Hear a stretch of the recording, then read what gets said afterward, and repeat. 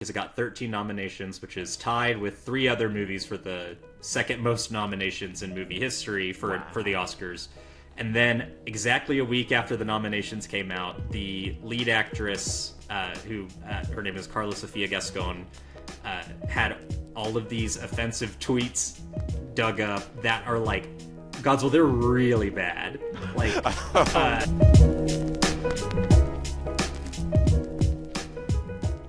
in such a minute, we had you like a long time ago, like 2-3 years ago, I think, right? I think it was around this time 2 years ago. Yeah. See, well, I had to bring you back because it is once again the time that you are the expert of the Oscars, which I don't even know why it's called the Oscars. I was like, why is this the Oscars? What does that mean? Yeah, so the official name is the Academy Awards, and by the way, thank you for having me back. It's a pleasure, especially because also, I just didn't want to catch up with you. Like, it's been too long. Hey, why not do it, on the job, as it were? Also just like to be an expert in something so useless as the Oscars, and I love them, and they dominate a huge percentage of my yearly time thinking about them and all that stuff, but I do think they're stupid. But it's just nice to have an outlet and like an excuse. Yeah, yes. Yeah, and yes, exactly. It's the trick is not minding that it hurts. It's a quote from Lawrence of Arabia for nerds out there, or from Prometheus if you saw that. I don't know. I haven't seen either actually. Lawrence of Arabia is worth it. That great? Yeah, I heard I need to watch Lawrence of Arabia. That sounds like one of the top 100 movies of all time, I guess, to like watch, right? Yeah, it's I want some light brown face, but quote unquote, it's white guys pretending to be Arab guys, not white guys pretending to be black guys. I don't know if that makes it any better. At least I'm okay with it. But it is like really, it's a capital E epic that like really earns its runtime. You know, it's like 3.5 hours or whatever. Like, it's got super huge vista vision, all that stuff. It's great. Anyway. Okay. Yeah. No, that's pretty dope, though. I mean, because like you've always been like a movie buff, also a comic buff. Like I'm probably gonna talk to you about more Rivals and just overall like the lore with all that. I mean, that's why I was like, I gotta choose a Spider-Man shirt, you know. But you know, it's like I guess like, well, like how come movies, and then like do you have like a top list of movies? Has that changed also since the last time too? The top hasn't changed. I'm pretty firm about it. I have surprising no one who knows me, I have a very strict hierarchy for when I will consider a film in like, so like every film person has, it's so good, it's one of my all-time favorite movies. And there's like 50 movies that would have that exact label, quote, one of my all-time favorite movies. Yeah. And then, you know, there's like a top 20 that's also probably closer to like top 40, like just anything I would say is in my top 20. But then if you look on my Letterboxd, you know, I think I do have an actual top 20 there. And one of the main things is I have to have seen a movie at least 3 times, and it has to have been at least a year since I saw it the first time, because recency bias, just stuff really sticks in your head, and it's easier. Yeah. Like, that's one of the reasons that I always wait at least a few days before I post a review of anything. Yeah, not immediately after seeing it. Exactly. When you and sometimes it works the other way too. Sometimes something that you didn't like settles in a way that you didn't expect, or you just don't stop thinking about it, and then by the end of a month or something you love it. That has happened before. Okay, I like that though. You know, it's like I like this idea of like reviewing in this like regimented system. You know, because you know, definitely recency biases for sure. I feel bad for all the movies in December that, you know, don't get talked about, you know. Yeah, and it's funny because it used to be December was like the dirty pool late breaking, but I feel like this year in particular for the Oscars is like a particularly bad example of, okay, unless you live in one of the coasts, you're totally boned, and you're not going to see most of the stuff that's nominated until at least January. Jeez. Which makes it hard to predict. Really quickly before we get too far afield, my Letterboxd 4, so like my top 4 movies. Number 1, Fargo. Nice. Number 2, Crouching Tiger, Hidden Dragon. Number 3, Something's Gotta Give. And number 4, Silence of the Lambs. Wow. That's a dope list right there. Yeah. I do all right. I mean, seriously, like I also like how do you feel, I guess, about people like talking about like mainstream movies? You know, like people talk about like the MCU, right? And like for sure, like the MCU, like the quality today is not up there. But like, do you think like a mainstream movie like sort of precludes it from being like on a top list of sorts? No, not at all. Roger Ebert, he was certainly the most famous film critic when we were young. He's been dead since I think he passed away in 2010. But he used to say that the only job a film has to do is to fulfill its function, and that's how you should evaluate it. And the reason he came up with that is because he gave Dumb and Dumber, which by the way is a fantastic movie. He gave it 4 stars, which was his highest rating, and people were like, "How could you, give that to this crap?" Blah blah blah. And he's like, "Look, it's a stupid comedy, and it was really stupid, and it was really funny. Yeah. So why would I not, appropriately label that?" I like that. I think that's super fair because I think it always like bums me out, especially like online. Like how people are like, oh, because something is mainstream, especially like the anime crowd, they're like, oh, Demon Slayer and Attack on Titan, they're popular, so that means they can't be good. And it's just like, yeah, God forbid we make something that's popular with people that people like. God forbid it becomes a phenomenon. I hate that mindset. Like, whereas like as soon as something becomes popular, it can't be good anymore. People feel like they can shit on Dragon Ball Z. Don't get me wrong, Dragon Ball Z has hella problems, but at the same time, is like, it's still got a lot of people like involved in the scene, and like, but people feel like it's appropriate to shit on it because it's popular, and I just never really understood that. I think we all have an inherent bend towards contrarianism, especially in the stuff that we love. Like, I love the X-Men, like that's my main comic book, team, universe, sub-universe, whatever. And like, I find myself resisting liking Wolverine or talking about liking Wolverine because he is so overexposed. But like at the same time, every great comic writer has done a Wolverine story for a reason. Same thing with Batman on the other side of the fence. But I will try to I'll catch myself, and I think I've gotten better about this, and this definitely goes for movies too. I think for film bros, which even as a gay dude, I would probably still qualify as, I don't know. Maybe 10 years ago I would. I think because I'm in a more zen place with taking films where they come and for what they are, it's not as bad. There's this great 30 Rock line about Tracy Morgan has just won an Oscar, and he's talking about how he can only do serious stuff, and he says, from now on the movies I make are only going to be about Georgia O'Keeffe, the Holocaust, or both. And that's kind of how I think the Oscars and early film people who are early in their film love tend to be. At first it goes from I'll watch anything and everything's great to it has to be this exactly like the thing that I liked. Yeah. You'll remember this because we went to high school together. For me, one of those huge movies was Pulp Fiction, which is not a shock by any means. It's a great movie. It's not a deep cut. Yeah. But it was just if movies aren't like this, if they aren't, super maximalist and super, gratuitous, violence, language, etc., then it's if it's not a mature movie, it's not a good movie. And then it's it has to be about something serious. And then it's it has to be something that people in film school would be talking about. And now it's no, I don't give a shit about any of that. The top 4 that I just named, one of them is a Nancy Meyers rom-com. Maybe I'll give, I guess, right? Yeah. Yep. Yeah. It's literally about turtlenecks and beach houses and stuff. And I don't give a shit. It's great. It does what it needs to do. Yeah. Seriously, I really appreciate this definition you gave, and I feel like I want to use that in my own defenses. It's did it do its purpose, right? Was it an enjoyable thing to watch? And I guess, do you think the Oscars sort of reflect that, or is it doing I guess a different purpose? I think the Oscars is really tricky. As far as what is the best picture of the year each year, it is very rarely going to be the best picture in terms of what critics would say the best picture is, the best picture in terms of what film lovers and film aficionados would pick. Part of that is, and this is getting into the weeds a little bit, obviously that's why I'm here, but I will still try to refrain as much as possible. Best Picture, there's 10 movies nominated for Best Picture each year. And when you vote for them, you don't just pick the one you like the most, you rank them in order of how much you like them.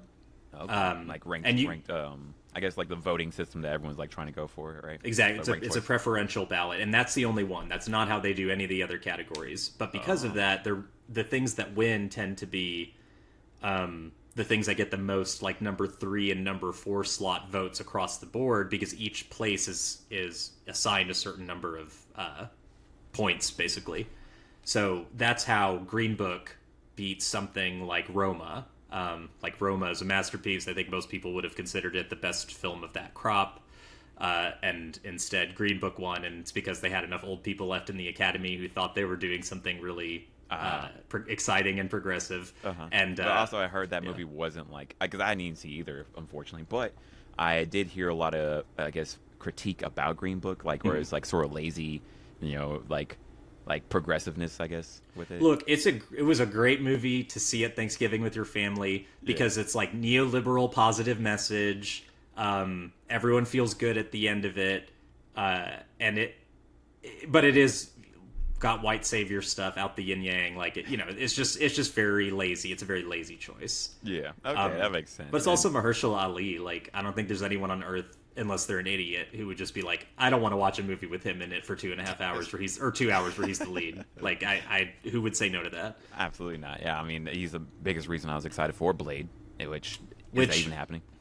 I don't know. I actually heard something great. A film podcast that I listened to, they were talking about where the hell is Blade, and one of them was saying that, you know, he was like, I worry that because they got this really big actor, you know, 2-time Academy Award winner, interested, they then suddenly were like, we have to make this really serious movie, and that's really sad because probably the main reason Mahershala Ali was like, I want to do that is he was like, I want to be in a kick-ass vampire movie. Yeah, right. It's like, who like do not understand what Blade is, but but I mean, that's going to the MCU actually. Like, my issue with it is not that it's lowbrow fare or whatever. It's that to me it is those movies either don't fulfill the function of what they should be doing in that they're not entertaining anymore. Yeah. It feels like something that's been photocopied 100 times, and as you get more and more towards 100, it gets thinner and thinner and blurrier and blurrier. Yep.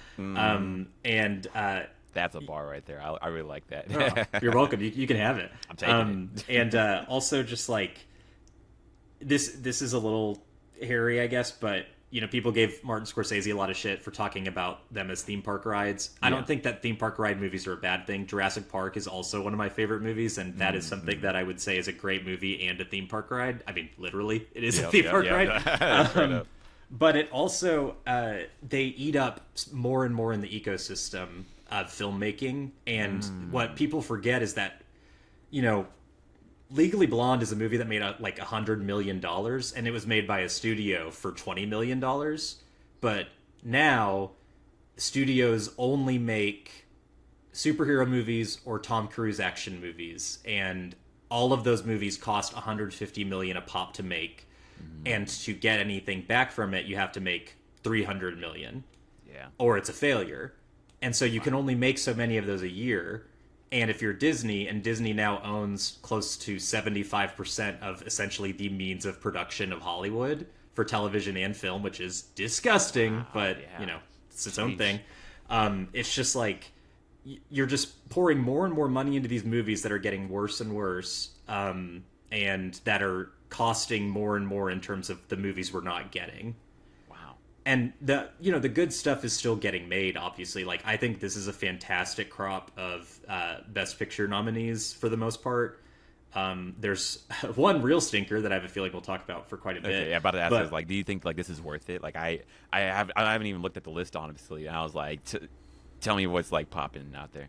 Well, so the big one is Emilia Perez, which is a Spanish language musical, I'm putting that in air quotes, audience, directed by a crazy old French dude who has made several films that I really like, and it is actually, so this was until a couple of weeks ago, and when we entered truly the craziest Oscar race probably since I've been, like, I don't want to say covering because I don't write for anyone, but like following really, really closely, obsessively, intentionally, maybe the best word. In fact, quick side note, I actually had my best year ever predicting the nominees, which is a lot harder than picking the winners. Yeah. Because you have a blank slate, you have a blank thing of 125 slots, and you got to fill that shit in. Wow. And I got 76%, which doesn't sound like a lot, but it's a lot. Straight up a lot. Yeah. Like that's So intense. it felt pretty good. And so the thing that got the most nominees, it got 13, which is astonishing, is this movie Emilia Perez. And what it's about 13. is a cartel kingpin who is also a trans woman, and who decides in secret to use transitioning as a way to get out of the life, basically. So faking her death to her family, and then getting them out, but then also getting to basically go on and start from scratch. But there's too many tethers, and she can't leave all this stuff behind. And it had been feeling like a Green Book situation, because even though that is a really audacious sounding thing, and I loved the premise of it, like on paper I thought that was brilliant. Yeah. It's not a very good movie. It's not a good musical, that's for damn sure. Like it barely has any music in it, and when I'm it about does, to say, is like musical like on purpose, or a musical because they started forgetting to sing and all that. it's just like, it's very hard to describe. And even though I'm about to dunk on this movie a lot, I will say, if you're interested at all and you have Netflix, it's worth watching. It's 2 hours, it goes by fast, there is really good stuff in it. Okay. Zoe Saldana is probably going to win supporting actress this year, and even though there are people this year and in other movies that I think should win instead. She talk about a hardest working woman in show business. She's made Hollywood a lot of money and never gotten any acclaim for herself. So I'm really happy that's happening. That's a good point. Yeah. But anyway, like it is this thing where you can feel older people, like age 60 plus, thinking that this is a really progressive thing for us to do to line up behind this movie, when in fact it is an incredibly regressive movie. The way it depicts Mexico, first of all, is very lazy, I was disgusted by it, honestly. Wow. There's not a single Mexican person in the cast, who wrote the movie. The director's French, like I said, and I'm about old. to say, yeah. I was like, did they work with like anyone Mexican? No. Nope. Oh, Nope. no. Nope. And it shows, baby, because I've lived most of my life in Texas. You've lived most of your life in Texas or California. Yeah. We know how people from Mexico, people whose parents are from Mexico, how they speak Spanish. And it doesn't feel like that at all. And then it also I'm about to even say, is it like Mexican Spanish, or is like Spain Spanish? Like when you said Spanish, I was like, it's like the lead actress who is a trans woman, and there's obviously a lot of criticism, rightfully directed at movie makers for not putting trans actors in trans stories. And I think that's completely true. I don't think that that's something that we need a cis person to really stretch and bend over backwards to figure out how to tell that story, because they're never gonna be able understand to be that same level of authenticity. I actually don't feel that way about gay actors needing to play gay characters. I think that if we're in this increasingly pan headspace for at least liberal America, like I don't know, I just don't think that being gay makes you a good actor. But I don't think that being trans and being gay are equal. I think that being trans is so much more, and there's so much more complexity to it besides just who you love, that I think that needs to be represented by trans actors. But anyway, you can just feel old people thinking, oh, we're really good for rewarding this movie. And it seemed like it was going to happen because it got 13 nominations, which is tied with 3 other movies for the second most nominations in movie history for the Oscars. And then exactly a week after the nominations came out, the lead actress, who her name is Carla Sofia Gascon, had all of these offensive tweets dug up that are like, Godswill, they're really bad. Like, literally everybody, like, talking about George Floyd in the worst, most demeaning possible ways. Super Islamophobic stuff, which is obviously a very touchy subject in a lot of Europe, but especially Spain and France. Yeah. And just, like, all this equal opportunity offending stuff. And what's so remarkable about it is Netflix bought this movie in May of last year, and not a single person from you're a social media manager, not a single person from their publicity team or anything even just did a cursory Google. That is crazy. Yeah. And so, and it's so bad that it's literally tanked the movie. I didn't think it was going to go the distance anyway. We had a long time to go. we have, because of the wildfires, which I hope you and everyone you know is okay, by the way. Yeah, thankfully, we're all good now. Good. I can't imagine how scary that was. Yeah, luckily I'm like in the Fort Worth, like of LA, so like I was like a distance from it, but at the same time, yeah, luckily like a lot of my friends, like they were near it, but not in it, thankfully, and then like people who had injuries from it, like they're taken care of, and it started to rain finally, so yes. When you said the Fort Worth of LA, all I could think of was Spawn Ranch, the Manson Ranch. Like, oh, okay. Yeah, right. No. No, Riding horses with some topless chicks, huh? Getting one groovy. I'm trying.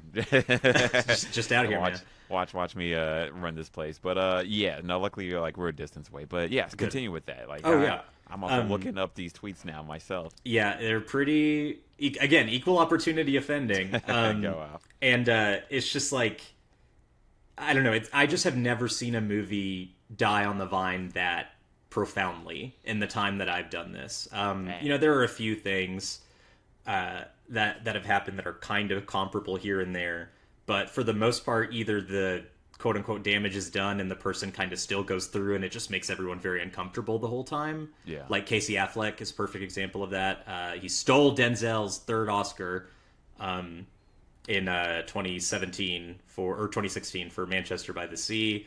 And he'd had some allegations that had gained steam from the fall going into the ceremony in February, but it didn't matter, and he'd made up the ground, and it was that. But like, it looks like Zoe Saldana is probably going to be the only thing from this movie that wins, because like it's just that immediate and that overwhelming.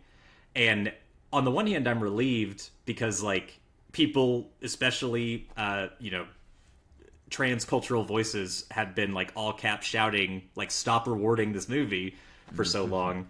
And, it wouldn't have been the worst Best Picture winner in history by a country mile. Like, there's a few dozen ahead of it for sure. Jeez, dozen. It's not a Crash level. It's close, but it's not that. I mean, it's not really close. It's bad? Comparable, but Yeah. yes, Crash is really that bad. Yeah, you should watch that. It's about race relations in LA. I'm sure you'll find it very insightful. All right. It's like someone who didn't even watch the coverage about Rodney King. They just had someone tell them about it, and they're like, "Oh, that sounds awful. What can I do? What can I do to fix it?" Oh, okay. That sounds like a fun time. When did that come out, by the way? That was 2005. Okay. So when it beat Brokeback Mountain, and that was sadly solely because of Brokeback Mountain being a gay story. Man. Yeah. Wow. So Emilia Perez was the front runner, and now it's dead. And now we have. And she may not even go to the ceremony. Netflix has kind of dropped her. She hasn't been showing up to anything since, which I understand. She has had her own team running damage control, and she did some unapproved interviews on her own, which is pretty fun. As someone who loves a loose cannon, I'm like, yes, do it, messy. Off, right? Let's see how this goes. I've seen what you mean, but this is crazy because that's a level right there. yeah. Wow.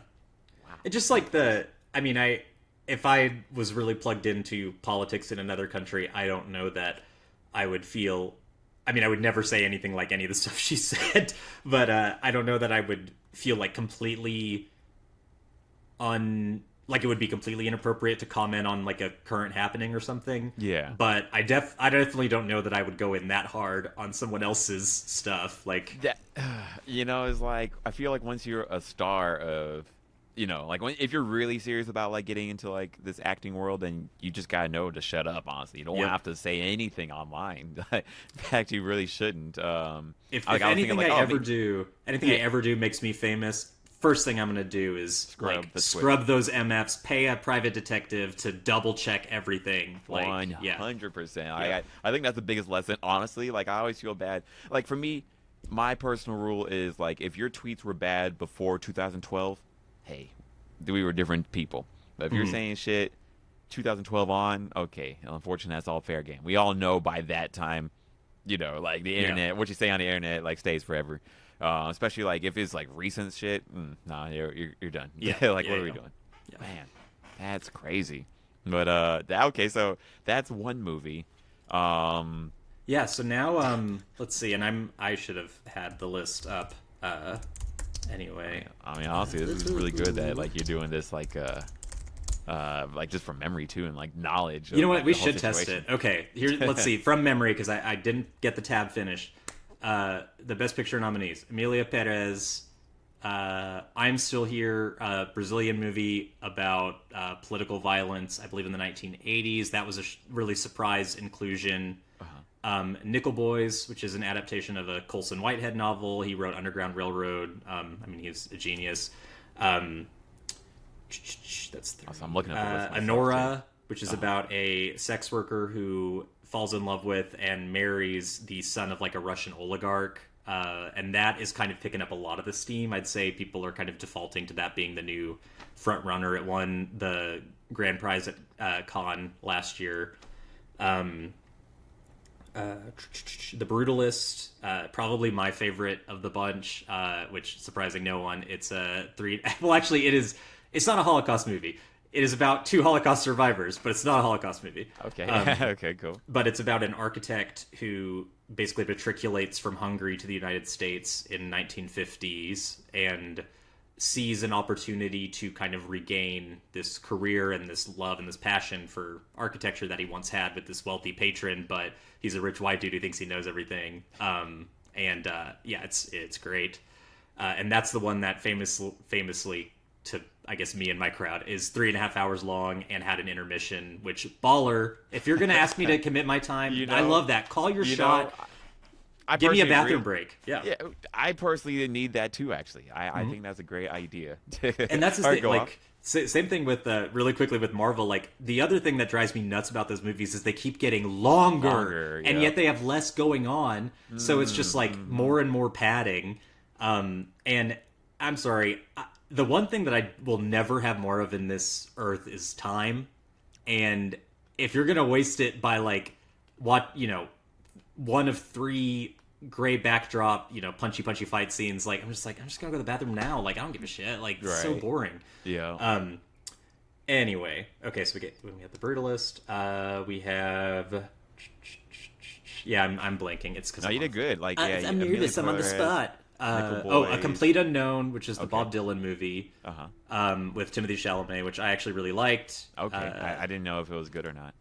Musical biopics are normally like I would say they are probably the least interesting kind of movie that comes out now to me, just on paper. Yeah. And it was great. It was completely different and so much better than I would have thought it was going to be. I mean, I knew Timothy would be great because he's always great. Yeah, he's killing it. I want to hate on him, but I can't. I don't know why. That's something I hear from a lot of straight guys is like, I keep looking for something, but I can't ding him. I know. There's something about him that sort of makes me want to like auto hate for some reason, and then it's just like, that much riz in one person. It's not fair. Yeah, I think so. Like, even when I heard he attended the Timothée Chalamet lookalike contest. Yes, and it came in like 8th. Yeah, 8th or something like that, right? Like, it was just like. You're cool. And then also, I mean, Dune. Like, I thought he honestly did a good job in Dune. Yeah, both of them. Yeah. And that's another one, actually. Dune 2 is up. Cool. As well okay, as should. I know one. I got there one. There you go. Conclave, which was a really... That is probably my number 2 after The Brutalist of the Best Picture nominees, I mean. And it's like a thriller about the election of a new pope.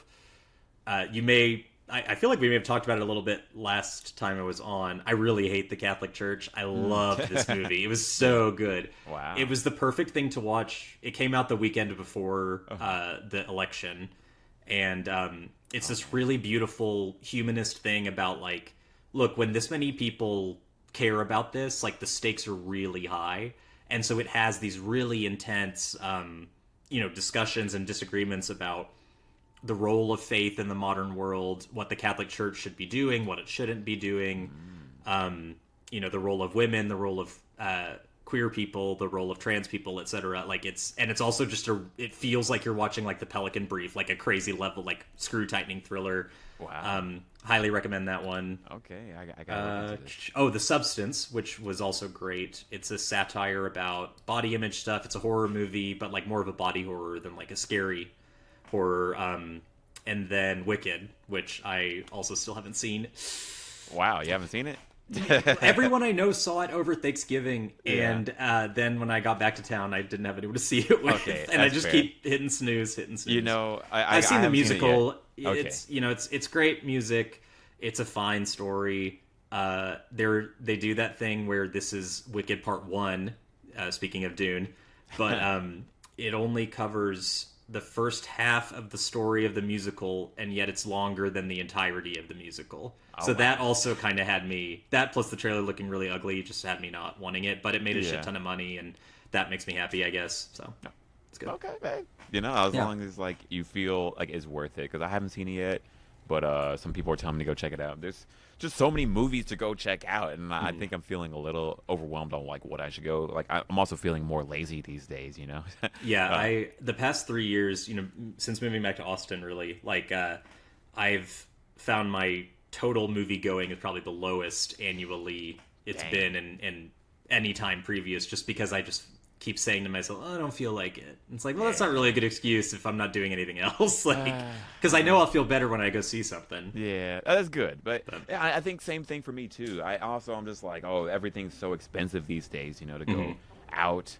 But also, yeah, I'm just feeling so lazy. I think that's the worst part. Like, this cat has made me so lazy. I'm just like, I'll just sit here and watch a thing. But then for movies, like, I'll just watch a TV show instead, you know? But, you know, hearing this list actually makes me really want to, like, check a lot of these out.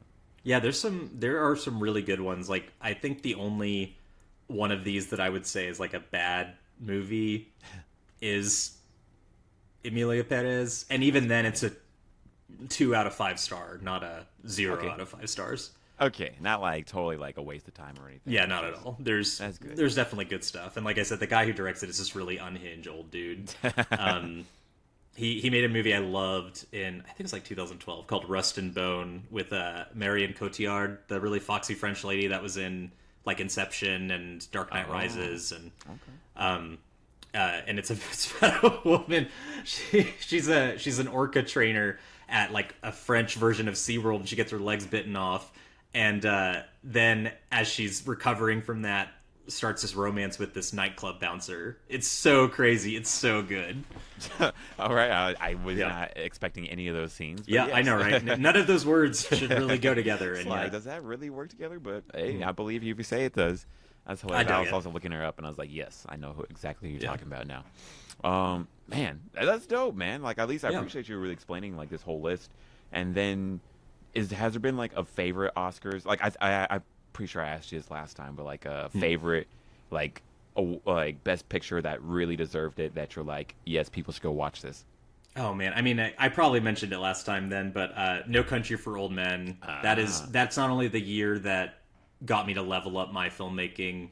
That was like the movie equivalent of, you know, when we were in early middle school, and Toonami was like Yu Yu Hakusho into Rurouni Kenshin into it was just like banger after banger after banger. Of course, I could only name 2, but still. It was like that for movies that were just banger after banger. And No Country for Old Men winning Best Picture will always make me happy. Let's see, the most recent one I really like. I mean, I thought Everything Everywhere All at Once was a brilliant choice. I was heartbroken that Dune didn't win its year. The Dune Part 1, I mean. Parasite is great. That was such a fun win. Actually, they just put that back in draft houses. I'm not sure why. I guess it's because there's a new Bong Joon-ho movie coming. I think that might be why. Cool. My Korean roommates, I need to go explore the culture more with them, honestly. So maybe that's a good reason to go out. Yeah, I mean, director Bong, he's a great place to start. Yeah. Moonlight, of course, not only because it had I mean, of course, the gay black movie couldn't just straight out win. It had to have the fake out. But it also makes it better because those pretty white people were crying so much when La La Land didn't win after all. Oh man! You know, also I have a story with that. I'm not sure if I told you this before, but like I had the choice of seeing La La Land or Moonlight. I didn't know what Moonlight was about. If I did, I would have chose off the bat. But like I figured La La Land was going to win, and it was like the weekend before the Oscars, and I was like, I guess I should go see like why this is the winner. And then like that was like a bad movie experience. Not bad, like very memorable. Like some old man was snoring the whole time. I was mad at these white people just like complaining about like how tough their lives were, even though they have so many safety nets and they're not working, and they're complaining that when they get a job, it's not the way that they want to do it. And it's just like La La Land, and then they stopped singing halfway through. But Yep. but but like I did appreciate that whole moment where it's like, oh, I thought this was in the bag. I thought the Oscars were everyone predetermined, did. and I think that opened my eyes to like the whole situation. So I was, and like paying more attention to the Oscars, I guess, or like, but also not paying so much attention, that like I try to forget like what movie do I want to go check out, right? Yeah. I want to check out good movies. Yeah, and I think that on the whole, if you're just looking for a list of good movies from recent past to pull from, the Oscars, in theory, should always be good for that. That's what I'm and hoping. Especially when you get outside of Best Picture and when you get into like the technical categories, like Nosferatu is one of my favorite movies of this year. It was never going to get a Best Picture nomination because it's a really gross, horny vampire movie. Yeah. Also, I know nothing about it. I saw some memes, but like I was like, should I go watch this? Like I wasn't expecting anything from this. I think you should. Okay. I thought it was great. Okay. But I'm also someone who almost wrote my undergraduate college thesis on the book Dracula, so like obviously it was catnip for me, but like that movie, it will hopefully win at least 2 like technical categories. It's up for 4. It could win all 4, and I think that's a great example of like, look, Best Picture is kind of icing on the cake. What is really fun is when like Mad Max Fury Road. That was never going to win Best Picture, even though it did get nominated for it, and it got nominated for Best Director, and it would have been amazing if it had, and it was the best movie of the nominees. Like, it doesn't matter, because what was so great was getting to see all these Australian absolute freakazoids get up there and win Oscar after Oscar the entire night. And so, like, all these pretty people having to, give the costume award to this lady who's wearing, like, a skull bedazzled, like, denim jacket. Like, it's just dope. I'm all about that. And that's one of the reasons people hate the Oscars. Will love to do this thing where they're like, our show's always too long. So what we're gonna do is we're gonna cut, or we're gonna do some of the awards for like ugly people that you don't care about, like best score or best cinematography. We're gonna do that in the commercial break, and you can watch it online later. And be like, what the hell? Like, they just don't know what their audience is. So they'd rather like do a 5-minute segment dedicated to promoting Disney's latest movie because it runs on ABC, which Disney owns. And last year there was was it last year? It was either last year or it was 2 Oscars ago. They did an entire, like, between commercial breaks worth, like an entire segment's worth of Melissa McCarthy and Halle Bailey introducing the trailer for Little Mermaid. And there was they didn't present an award. There was nothing about the awards. There was nothing about the Oscars. It was just an ad for Disney on the Oscars dime, and it was just like, boo, it's disgusting. Yeah. And that has nothing to do with the movie. If it was an ad for The Brutalist, that would have been wrong, but it wasn't. Yeah, that's a bummer, honestly. Like, maybe. No, I was like, would it even be appropriate if they did ads for like the movies that like are nominated, or like, here's something people should go see, I guess. But even then, saying that it's too long, you know, why promote like that? Yeah, it should be a celebration of the film culture, shouldn't it be, right? Yeah. And they also will always do this thing where they'll say that thing of like, oh, well, keep your speeches really short, uggos. They don't say the uggos part, but it's true, but right? Still, that's it's how just they like if you're Zoe Saldana, she's going to get a full 2 minutes. But if it's the poor nerds who did costumes or hair and makeup, there's just like 30 seconds if you're lucky. They have moms to thank too. Yeah, right. Drives like, me what nuts. you mean? It didn't spawn out of nowhere? Yeah. God. And it's just, I mean, we've learned over and over in the past decade that the answer is dive deeper into your audience, not try to catch more of a non-existent universal audience. Yeah. Like, it sucks that the Oscars haven't done a good job of keeping people interested over the past couple of decades, and that viewership is down. But viewership for every live event besides the Super Bowl is down. Straight up. Yeah. You're never going to get to 50 million on the Oscars anymore. I just don't. I'm sorry, I just don't think you will. So it's like, stop I don't trying think to that should be get the that. intention. Yeah, and like make it a love letter to the films of the past year, to achievement in cinema. I like that a lot. Yeah, because like I'm like I haven't heard about like most of this list. I'm looking at the total list, and if not you explaining it, I wouldn't have known. And Yeah. I feel bad. I feel like I'm sort of plugged into culture, like as a whole, but at the same time, I haven't heard about a lot of these movies either, or know enough about them to be like, should I go spend my time on them?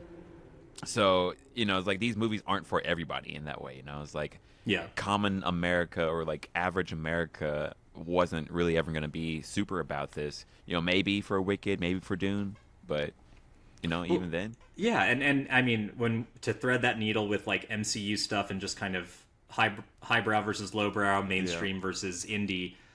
The reason indie movies do so well at the Oscars and then people complain, oh well, I never even heard of this movie, is because studios keep making crap. Like if you want to play at the big game, make good stuff, because Dune is not an indie. Dune is a studio film. Dune Part 2 is a studio film, and the first one won the most Academy Awards its year. And this one, it probably won't win any just because it's going to have Lord of the Rings syndrome of everyone knowing there's a third one coming, and they're like, we'll wait.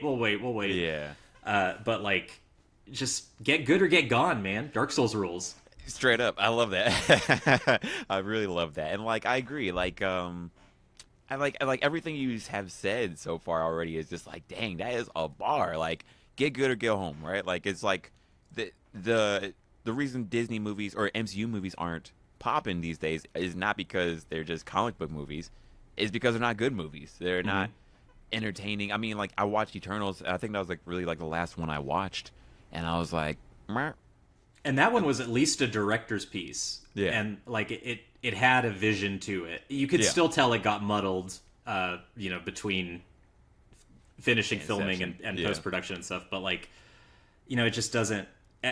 Basically, as soon as they actually let it, because the woman who directed that directed the Best Picture winner of the COVID Oscars, Nomadland, which is a brilliant movie, and they were like, okay, well, we tried to give directors a voice, and that's what happens. And so, like, they immediately started interfering with everything in production. That's why Ryan Coogler, if they do a Black Panther 3, I bet he won't do it, because they were on his jock the entire time during Wakanda Forever, and he's like, are you kidding me? I made Black Panther. Bitch, step off. Like, what are you doing? I know. It sort of makes me think about, like, my own job, too. Like, the more popular a title gets, Naruto or Bleach or whatever, the more rules it has, and the more that the corporation... The more people you have to please. Yeah. It's such a bummer. Like, I hate that... they forget why it became popular in the first place. How it became popular before it got all the corporate interference and, trying to please everybody, I guess, but everyone's getting more offended these days, more and more. And, bureaucrats, like, really just trying to do hopscotch with it is really wild to me. Ugh. I will also say, and this is jumping back a bit, but, you were saying, like, feeling like you hadn't heard about most of these movies, and so you feel like you're not informed. A big part of that is not on you. It's because in order to, even just on the outside chance that you may have a horse in any of the various races going on during award season, so much of that is built around you have to have a certain amount of in-theater exposure and in-theater success. Yeah. And because of that, and because our generation doesn't go to the movies because they've been trained to only see 3 movies a year, basically. The superhero movie they care about, the Tom Cruise action movie they care about, and the whatever animated movie maybe, or something like that. Yeah. And so, like, there just aren't advertising for movies like Nickel Boys or The Brutalist in... outside of like film fans, like outside of who go to film sites, who use Letterboxd, whatever. Yeah, if you don't go to word of mouth is the only reason I know anything, quote unquote, ahead of time. Yeah, your community is in this phase. So, dang, that's a bummer though. Like it's sort of like the self-fulfilling prophecy that these top bigwigs, like, oh, because it doesn't sell, then we're not going to invest in it, and because we're not investing in it, it's not going to sell, and that's a shame. Like it makes me wonder like what to do about it, or if. Yeah, I'm. Then again, maybe it needs to be like really run once again. Like just like a new rebel branch needs to like do its own thing that celebrates it, right? Just for like how the Game Awards was like the video game award show, and then now it's like, oh, it's too corporate now. The video game ads show. Yeah, The trailer show. Yeah, it's just like now there needs to be like a new thing that like shows love for like what it's supposed to be. Do you have speaking of the Oscars of video games, I don't know if they call themselves that, but that's how I think of them, and so I loosely follow them. Did you play Astrobot? No, although like I've been seeing like a lot because I wasn't even gonna like play it at all. But actually, no, wait, I did play a little bit like at a friend's house, and I was like, dang, it's a little fun. It is so good. I was so happy. Like, first of all, when that list of the best games of the year came out, it felt like it was a prank because it is all the things that I like that I feel like normally would never get in. Yeah, no one like would a super talk cute about. mascot platformer. Yeah, I'm playing a super Balatro right weird now. JRPG. Yeah, Balatro, which is freaking amazing. I have Yeah. not taken it off of my Switch since the day that I bought it. Like, it's so good. Yeah, I'm getting addicted to it. Metaphor, right? Yeah, Metaphor, like the most out there, most Japanese out there JRPG. Yeah. And like, Black Myth Wukong, which I haven't played. I've heard is just okay, but like the fact that it's a Souls-like action game based on Chinese mythology. the Journey to the West. Like, I'm all about that. It just felt. Yeah. Oh, and then DLC for Elden Ring, which I did think was ridiculous, but whatever. But people were saying like it's like a whole new game that is like or felt like it's like a whole new game, like it's so extensive like that, like it's almost worth it. But at the same time, I agree with you. Like it is a little weird to give it to like a DLC or a remake, or although then again, my game of the year would be Final Fantasy VII Rebirth, which was nominated. Yeah, but people were like, it shouldn't win because it's a remake or. They just vote for stuff that has FF7 in the title, which is probably true, but doesn't mean it can't be good. Yeah, honestly, but I agree with you. Like I like the more in-depth, deep cuts, that come out that showcase that's not just for corporations by corporations. Hell, even like the anime awards, like that's hosted by Crunchyroll. Now Crunchyroll owns everything, so it is like how legit can it be? But then. I guess like opening it up to fan base, like to say like what they like, but then again, people complain so much online. Then again, it's the loudest people who complain. It's not everybody. It's not indicative of everyone, but also no one ever thinks about that. Yeah, it's true. Yeah, I don't know how to balance that, but with regards to Astrobot, I just found that game such like. Well, I was going to say confection, but that implies there's no nutritional value, and I actually think there's a lot of meat on that bone too. Like that's good to hear. I have played it all the way through deep twice, and I never finish games, let alone replay them. Yeah, but like I love platformers, and have recently rediscovered that through playing some old ones that are now available on Switch, and then also just like playing a lot of stuff through. I'm a PS5 player, so. The PS Plus Extra or whatever, like there's just a lot of stuff available, so jumping around and I think we talked about this last time I was on actually, but I had just played Castlevania Symphony of the Night because that was available, and like that game just blew me away. But all that to say, like what that game does in terms of taking advantage of the hardware, the haptics, like there are so many things that like I'm a film fan, and this will sound weird, but I don't have a great visual sense. Like my audio sense is really good. Like I really nerd out about sound design. I really nerd out about music choices and music and scores and mixing and leveling and stuff like that. But I can't absorb everything in a frame as quickly as I would like to. I tend to know, and then what's even worse is that like I tend to know that that's the case, and I'm afraid that I'll miss something. So I will allow my brain to like really only capture 60 to 70% of it and then autofill the rest, and I miss stuff all the time. That's why one of the reasons I like to rewatch movies is because I feel like I have to, because I just miss stuff. Okay. Wow. Although I think that's really good awareness, though. I think I do that, but like I because I miss stuff all the time too. I do it with comics too. That's one of the reasons I've never really gotten into manga, because I wouldn't do it justice. I would just be reading the dialogue, which I mean I'm a dialogue low-key person. though. I like because I read it and I don't like even for One Piece, of course. Like people are always there's so many things that are happening in the scenes. I miss a lot of it. But then again, I think being aware of that is pretty cool. But anyways, let me not interrupt you. Yeah. Oh yeah, no worries. What was I saying? Oh yeah. But and so all that to say, like, there are multiply that by 1,000 with video games, Yeah, right? video games, Even though I yeah. play video games a lot, there are so many things about game design and that go into UX that I would never even think about noticing. Yeah. But with Astrobot, you notice all of them because they're so intentional and it's so elegant. Like Ooh. the haptics that the controller can do, like it just feels so good even when you're just walking around any level. Like it has the slight little vibrations of your footsteps, and then it like a lot of great games that it's imitating or homaging or whatever word you want to use. It'll have kind of these one-off levels where you have like a size changing ability, and the way that it does haptics and controller noises and other functions and just the normal sound design, and of course just the on-screen visuals of it too. Like it just does so much with all of that stuff.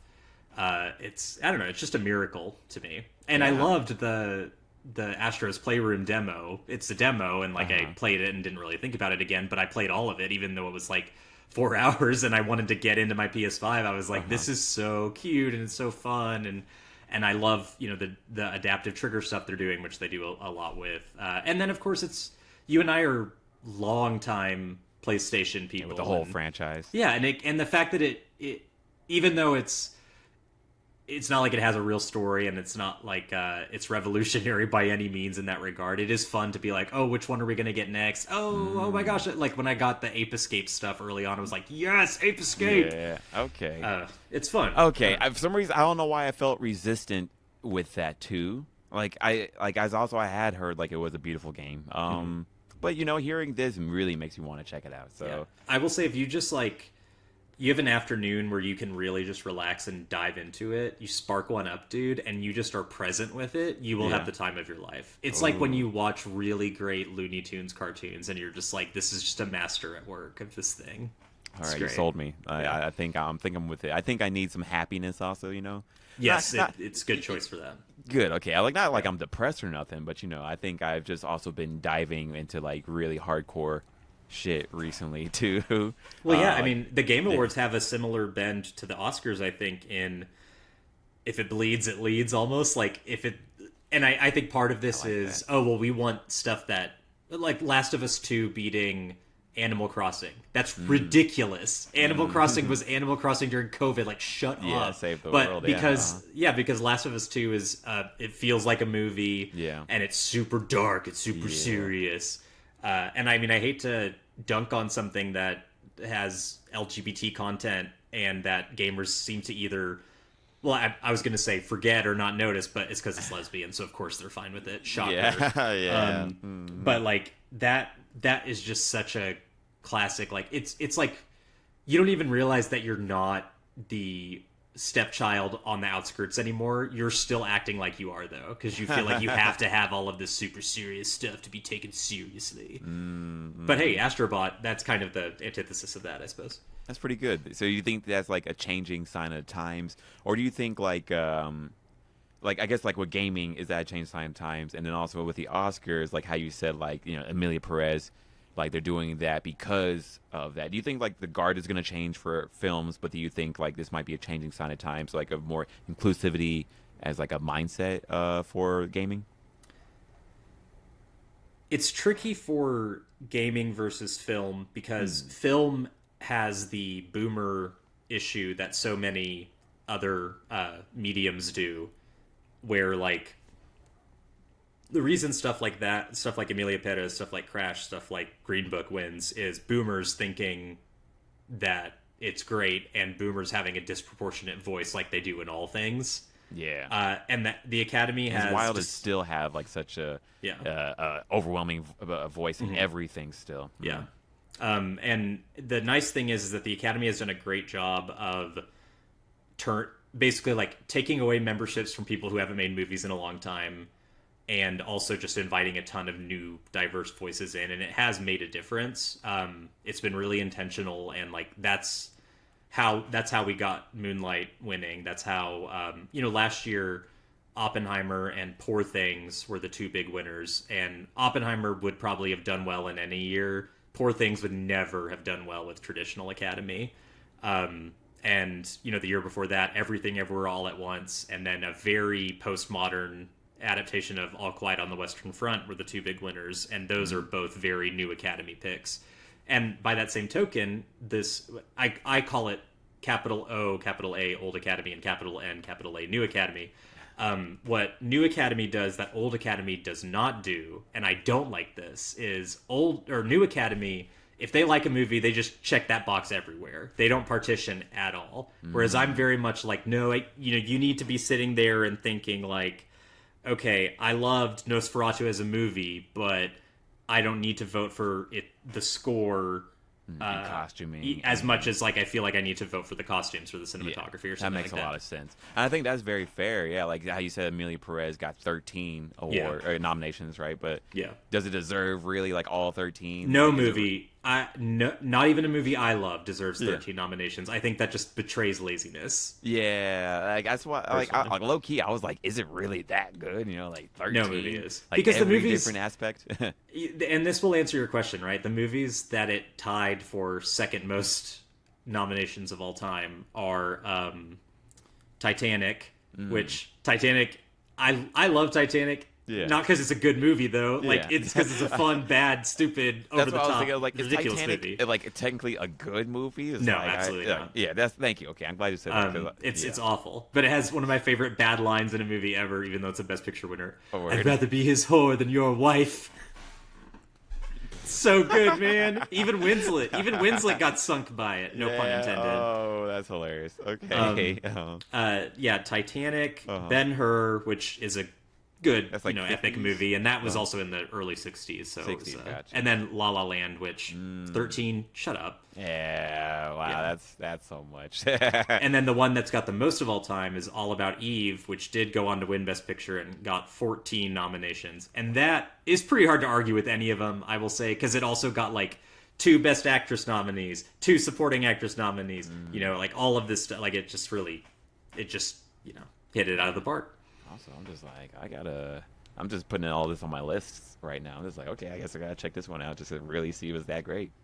This is something I've always wanted to ask basically anyone who's not me and who is willing to listen to me blather about movies. But in particular, I want to ask you this question. Like, I get very self-conscious about recommending old movies to people, especially people who are not cis white people, because it is very fair to me to be like, what am I going to get out of this? Because like there's just, for some of them it is so, like you look at movies from the 30s and they're so based on what's happening on Broadway, which is a class and race function to know what was happening on Broadway in the 1930s, and then also like based in waspy New England, Northeast United States society. Yeah. Like, if like All About Eve is not like that. I mean, it is still an entirely white movie, if I'm not mistaken. It's a masterpiece, but it is entirely white. But it was made in 1950. It's about an actress being replaced by a younger actress, and the processes that go into being a public figure and creating art that is consumed publicly and all that stuff.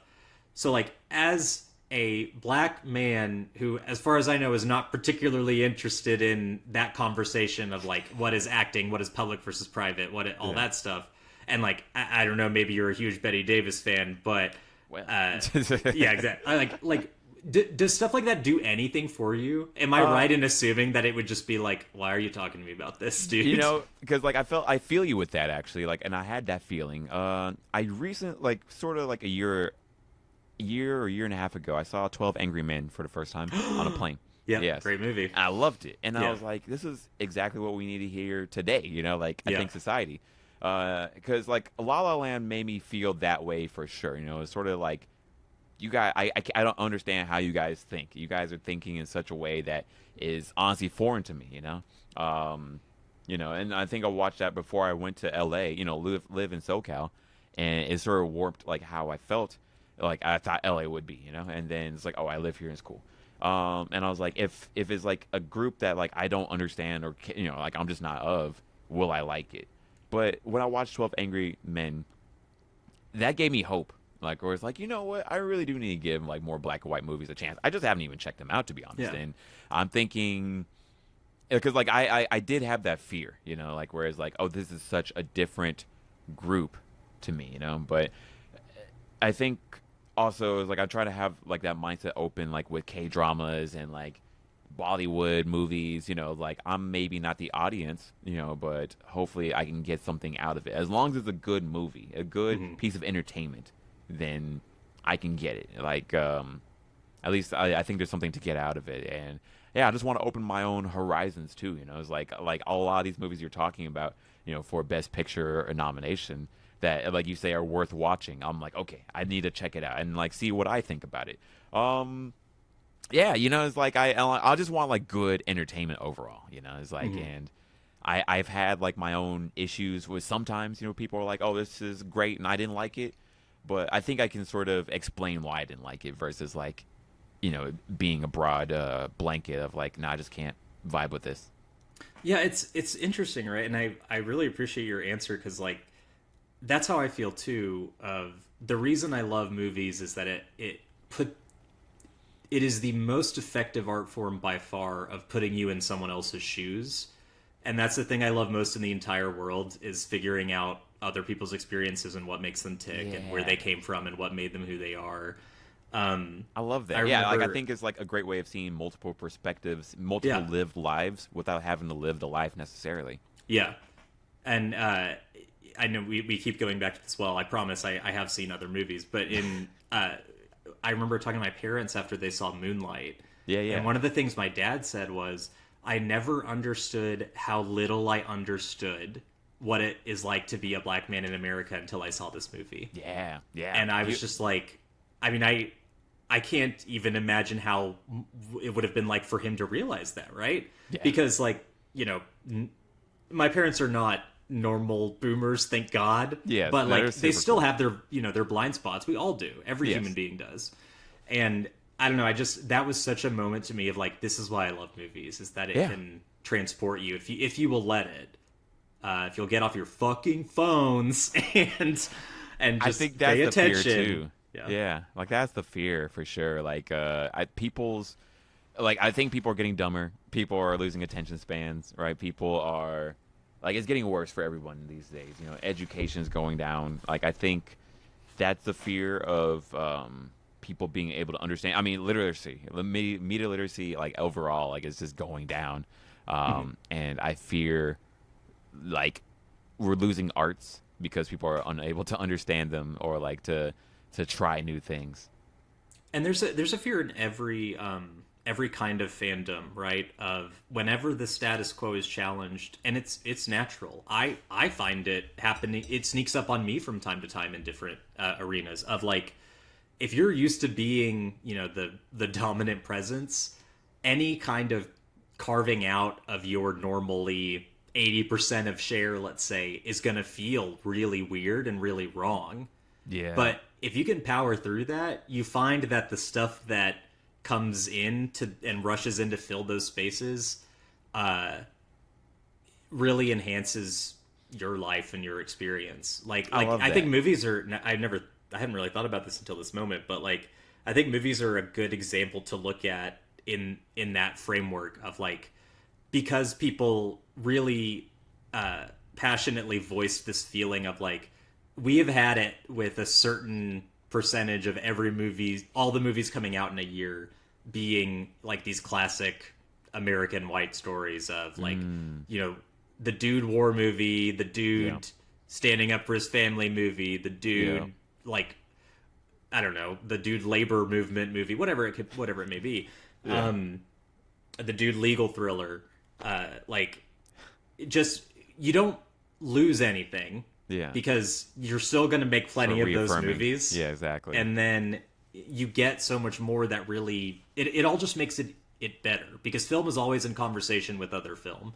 There's no good director who doesn't watch every single thing they can that comes out. Steve McQueen is one of my favorite working directors. He did 12 Years a Slave. He did Shame. He did Widows. And his most recent movie was about the Blitz in World War II in London, which is like the most classic, like upper crust white story ever of we were so noble surviving the Blitz. Now he made it a story about an interracial child who doesn't want to be shipped out to the countryside to, weather the Blitz somewhere safer. He wants to go back to his mom, but like, still, the fact that he started with that point of this is a movie with a budget and a description that would normally be given to Whitey McWhiterson to make a very forgettable movie about it. Instead, this Black Irish visual artist wanted to make a movie of it instead. It's cool. Wow, this is cool, man. Like, I mean, you put me on to like so many like things to check out, and I gotta have you back on, bro. Like, we got it. I mean, chop it up about more things than just like the movies, but like you have really like edified like my understanding of good. It, like this has been like really good. Like I really like talking to you and hearing what you have to say. Good. Yeah, anytime, dude.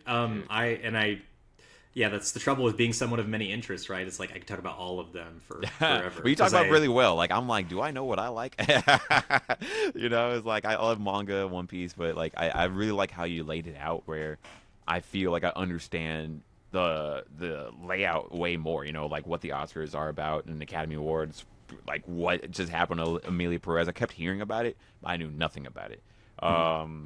Yeah, like just, and even like the definitions of like your favorite movies or like how you rate movies, like I think it's been fantastic. So I really appreciate what you had to say. Yeah, thanks, man. Don't worry about how good it is, whatever. If something sounds interesting, watch it. I would also say, the movie, should I watch a movie? Should I start a show? Should I keep going with the show I'm watching? Like, you're never going to find a perfect answer to that. Yeah. I say watch a movie a week. Then you're doing great. I think so. Okay. I think that's a fair thing to say because I definitely don't watch a movie a week. But I would like to. There's a lot of movies I do want to check out. And I guess, I think like one last thing is like, I try to... I think, time's limited, right? Like, I only have so much time. So I'm thinking, what do I want to spend my time on? How do I want, I want, like, good experiences. But then again, I think a bad experience every now and then is good for resetting. It is rare that I really hate a movie. Yeah. But, like, when I do, it's fun. Because I'm waiting for other friends to see it, and then I'm like, did you hate it too? Yeah, good, because I want to talk about it. Yeah, for real. That's a good point. All right. I'm going to give more chances for sure. But dude, I gotta get you back on for more. Shit, I mean, I just gotta ask you about comic books, especially with Marvel Rivals. I was about to say we didn't even get there, but I'm always happy to. I'm shocked, but at the same time, this was a really good conversation. We could do a Marvel addendum. Do a follow up. I'd be down. Let me get you pretty soon. Honestly, maybe next month or so. Yeah, I need to have you on more regularly for real. But anyways, thank you so much, Lee. It's always a pleasure having you on. And to everyone that listened all the way, appreciate you. Please like, subscribe, share. Let your friends know about this podcast. Let's get this podcast popping off this year. Like, that's one of my big goals. I'm trying to be more regular with the drops, more clips, more, just more for people to check out. Because I think these conversations are really cool. So, and I guess, are you on social, Lee, or are you off now? Yeah, finally, when people fled to Blue Sky, I joined because I'm a very long time former Twitter user. So I'm at Lee_H_Henry. I've not put anything up there. I would like to. I have a couple projects that have been cooking for a while that I'm hoping you'll see news of there. One of which is a podcast. We shall see. But you can find me there. Definitely got to root for you, whatever you do. I think you're going to go far in whatever you do. So thank you. I also just remembered that there are no underscores in the names for Blue Sky, so take the underscores out. Lee H. Henry. That's what it is. Fantastic. I'm going to find you. I'm going to add you myself, and I will be sure to put it inside the bio information. So, thank you so much for your time, bro, and I got to have you on again. Yeah, thanks for having me. And everyone else, stay dope, folks. Peace.